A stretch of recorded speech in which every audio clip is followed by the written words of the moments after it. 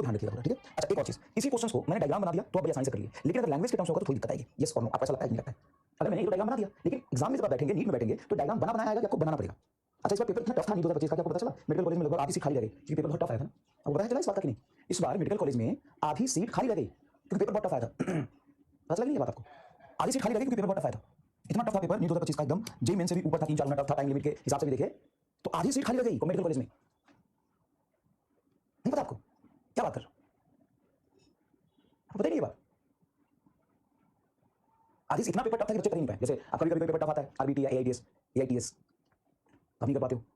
हाँ, आधी medical college में सीट खाली रह गई, नीट 2025 का पेपर इतना टफ था। ऐसा नहीं है, नहीं है ऐसा, नहीं है ऐसा। सिलेक्शन जितने 2024 के पेपर में हुए थे, उतने ही 2025 के पेपर में हुए हैं, और 100% बच्चे सेलेक्ट होकर वहाँ पे गए हैं, जबकि उनके लिए तो बहुत टफ था। 2024 इतना ईजी था, अचानक से 2025 टफ आ गया, तो भी बच्चे कर ले गए और सिलेक्शन हुआ है, उतना ही हुआ जितना 2024 में हुआ है। तो पेपर चाहे जैसा भी हो, सिलेक्शन उतना ही होता है।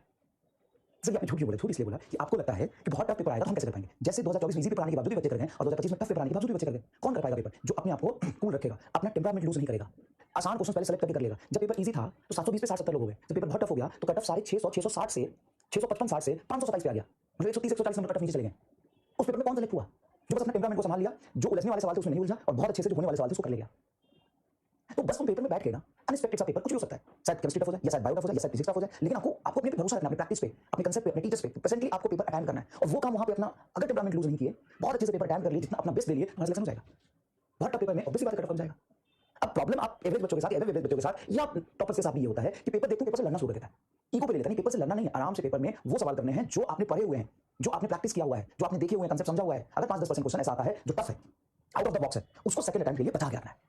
समझ में आया कि नहीं आया? समझ में आया कि नहीं आया? दिमाग लगाओ थोड़ा सा, आओ, मैं डरा नहीं था। मतलब बहुत ऐसे ही लोग बनाते हैं ना। चलो कोई दिक्कत नहीं। अब देखो अगर यही क्वेश्चंस मैं डायग्राम ना बना के लैंग्वेज में, अच्छा हाँ, इस बात पे मैं कहना चाह रहा था, वो बात क्या थी जिससे मैं कहना चाह रहा था, मैं इसलिए कहना चाह रहा था कि एक्चुअल में नीट में बैठ के 3 घंटे में या 2 घंटे 40 मिनट 45 मिनट ही बोलूं मैं, उसमें आपको 180 क्वेश्चन करना, 45 क्वेश्चन फिजिक्स के, 45 क्वेश्चन केमिस्ट्री के पूरा पढ़ना, उसको डिकोड करना, फिर सॉल्व करना, it's actually difficult. High reflection का गेम है ये। अब मैं आपको यही कह रहा था कि देखो अगर ऐसा बना दूंगा तो तुम इसी सवाल को 10 सेकंड में कर लोगे, 15 सेकंड में कर लोगे, अगर डायग्राम बना हो। लेकिन एग्जाम का पैटर्न अलग है, आप एग्जाम में बैठ के पहले सवाल पूरा रीड करना है, फिर उससे डायग्राम बनाना, इसी में तुम्हारा 30 सेकंड लग जाएगा। समझ रहे हो मैं क्या कह रहा हूं? समझ रहे हो तो कमेंट बॉक्स में थम्स अप लिख दो बस, जिससे हमें फील आ गया इस बात का। तो 40 सेकंड से निकल जाता है। ऐसा नहीं कि कुछ अजीब सी चीज आ जाएगी एग्जाम में, जो पढ़ रहे हो वही आएगी, लेकिन कहां फंसोगे? लैंग्वेज में। आप कॉन्केव को कॉन्वेक्स कर लोगे बस उसी चीज में, प्लस को माइनस में, बस इतना ही फंस सकते हो, बाकी कुछ नहीं, बाकी कुछ नहीं। देखो अब मैंने ये सवाल लिखा, ये बहुत आसान है। Object place at distance f/2 from a convex lens.